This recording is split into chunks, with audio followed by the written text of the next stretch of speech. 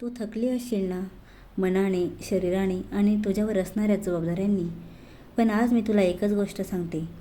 थकणं चुकीचं नाही, पण थांबणं नक्कीच धोकादायक आहे. हा व्हिडिओ खास तिच्यासाठी आहे, जिला वाटतं माझ्यासाठी आता मला वेळ नाही, माझं आयुष्य म्हणजे फक्त जबाबदाऱ्या. पण जर तुला असं वाटत असेल, तर हा व्हिडिओ नक्कीच शेवटपर्यंत ऐक.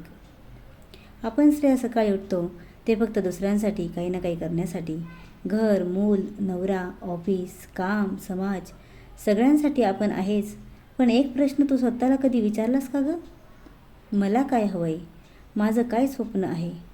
बहुतेक वेळा उत्तर मिळतच नाही गं.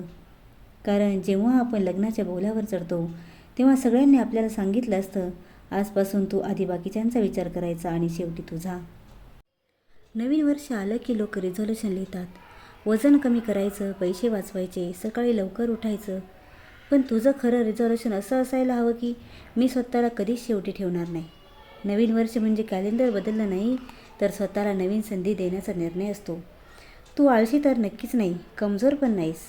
फक्त तू थकली आहेस, कारण तू खूप दिवस स्वतःला इग्नोर केलंस. तुझं मन रडत होतं, पण तरी तू हसत राहिलीस. डोळ्यात स्वप्न होतं, पण तू नंतर बघू म्हणत राहिलीस. पण सत्य सांगू, नंतर कधीच येत नाही गं, जोपर्यंत तो निर्णय घेत नाहीस. मी तुला मोठ्या गोष्टी सांगणार नाही. आता फक्त 3 छोट्या गोष्टी कर. रोज 10 मिनिटं स्वतःसाठी दे. शांत बस, मोबाईल बाजूला ठेव. स्वतःशी एकच वाक्य बोल, मी पण महत्त्वाची आहे.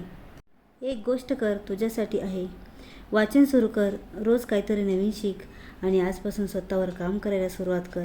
आणि लक्षात ठेव, मोठं आयुष्य छोट्या सवयींनीच बदलतं.